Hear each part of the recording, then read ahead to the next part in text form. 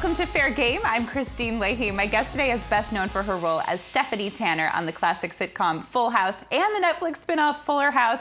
Actress Jodie Sweetin is here. I have to tell you, this is a very exciting moment for me. Oh, fantastic. I was such a huge fan of Full House, and it's like, this is Stephanie sitting right in front of me. Indeed, yes. You must get that a lot. Do you enjoy that still, or are you kind of like, okay, I am a different person, Oh, I'm absolutely. Jodie? I mean, especially now with, Fuller House being so incredibly popular. I mean, it's sort of natural that people recognize me from that. But no, and it's an honor. I mean, I wouldn't get to do what I do for a job if people hadn't been enjoying it and loving it for the past, 32 years. How often do people come up to you and say, how rude?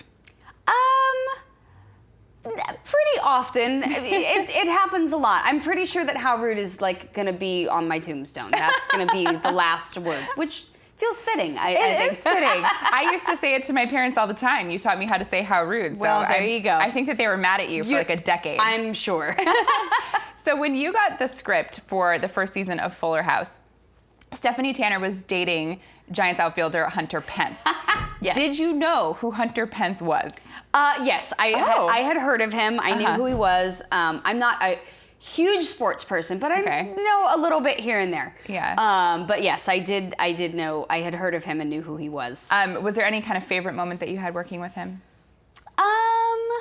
Well, shooting that whole episode where we went to the Giants game was a lot. I mean, it was a Dodgers-Giants game. It was like a playoff Real thing.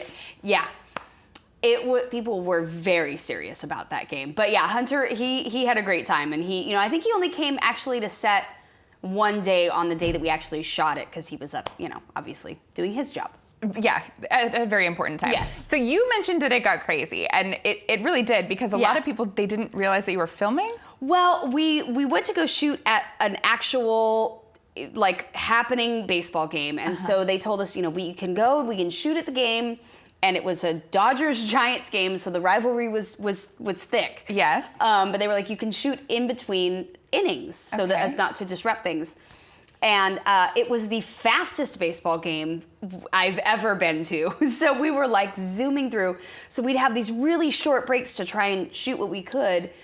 And, they told some of the people in the audience, but most people weren't paying attention that we were shooting. And Stephanie goes down and has like a meltdown while she's singing Take Me Out to the Ball Game, and she has a whole meltdown about that Hunter has broken up with her and that she wants to talk to him again, and I get dragged off by security. Oh. But I had to do it live at the game, during the 7th inning stretch, go sing the thing, and I had one shot to do it. We could only do it one time, so I had to go do it. They hadn't told on the field? On the field, in front of everyone. In between innings. In between innings. Crazy. Actually do the 7th inning stretch song and lose it and completely have a meltdown and get dragged off by security. And people don't know that People this is what you're doing. don't know. Neither do the teams. So they think Jodie Sweetin might be having a meltdown on the field. They think that Jodie Sweetin's having a meltdown. I guess some of the guys on the Dodgers were like, who is this chick and why is she obsessed with Hunter Pence and why is she getting dragged off the field?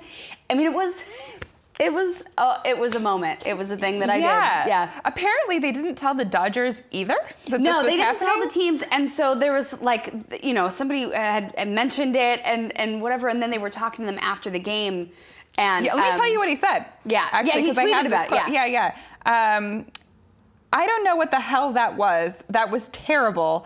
I don't know if that was serious or what was happening. Yeah, that was one of the Dodgers players that said that. Yeah, because they didn't know what was happening. I think I tweeted back at, I forget who it was that I had tweeted back at, and I was like, really sorry, it was part of the show, and I didn't mean to interrupt your baseball game. I mean, it's kind of a really cool moment. Oh yeah, it's definitely one of those things that I can be like, well, I have made a fool out of myself in front of an entire stadium full of people. But you know what? You did it for Fuller House. I did it for a good cause. Were you into the idea of Fuller House right away when you heard about it? Oh, absolutely. We were there pitching the show. Okay. It was myself, Candace, and Andrea, and John Stamos, and Jeff Franklin. We were the ones that were out there, pitching the show to different networks and stuff before it even got started. So we were completely on board and really excited about it. When did you know that that's something you guys wanted to do? I mean, we've been talking about doing it for, probably 7 or 8 years before we actually started going out and pitching this version of Fuller House. We had been talking about it for quite a while. And it, just the pieces hadn't fallen into place yet. So you guys stayed in touch between Full House and Fuller House? Absolutely. Everybody? Yeah, we're super close. Like we see each other all the time. We're all best friends. Yeah. Who's your best friend of the cast?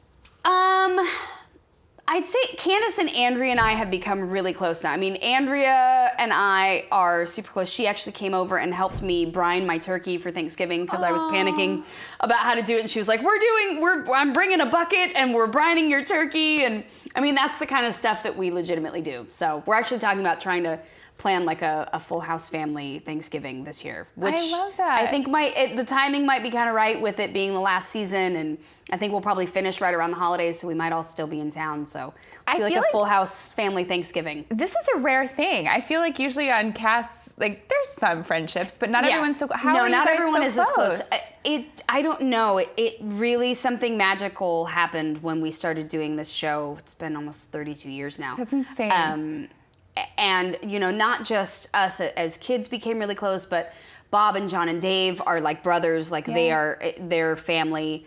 Lori is in our like it's such a close knit group. It really is rare and special. So if you're part of the group that kind of put this together, what's the favorite storyline you guys have had so far on Fuller House? Oh man, well having Kimmy carry my baby as my surrogate was a really fun and ridiculous storyline. And Andrea and I had a lot of fun, not just with the season 4 where she actually was pregnant and having the baby, but like season 3 and the lead up to it, there was a whole episode of us in like ridiculous matching outfits, and she planned this whole surrogacy sisters thing. And there was one scene where she and I could not look at each other. We were shooting on an audience night, and we couldn't look at each other because we kept laughing so much. So there was also an episode where Max and Val from Dancing with the Stars, they came on and they did a dance-off with DJ and Kimmy on the show. Who do you think should have won that dance-off? Well, I mean, I'm a little bit biased, but DJ and Kimmy for sure. Yeah? Yeah. Okay. And I mean, they did do the awesome dancing, Dirty Dancing lift, which is difficult. It is difficult, but once you get it, have you ever done it? Yes. You did do it because of Dancing with the Stars. Yeah. It's a really good one. Yes. So you were on season 22 of Dancing with the Stars. I always say I want to go on that show because you get in the best shape of your life. Yeah, it was a lot. What was your favorite part of that show? Oh gosh, probably walking away with as good a friendship with Kyo Matsepe, who was my partner on it, as I did. I mean, he and I are still really close, good friends. And I loved it, but it was a challenge. It was the hardest physical thing that I've ever done in my life, for sure. Would you do it again? I injured myself really severely a couple years ago, not because of Dancing with the Stars, because of trying to rescue a little $1 toy for my younger daughter, and I really snapped my ankle and my tibia and really injured myself. Yeah, so trying to rescue a toy? I know, over a stupid fence, and I just went over the fence and fell wrong, and now have a big metal plate and stuff in my ankle. Oh, no. So I think my days of Dancing with the Stars are over, but I'm glad I got to do it. And it was so much fun, but it was definitely one of the most physically and mentally grueling things that I've done. You get mom points, though, for what you were trying to do. Right, I tried. More with Jodie Sweetin when we come back. Check out our YouTube channel, FairGame, on FS1 to catch all the best highlights of our show. And don't forget to hit the subscribe button so you never miss an episode.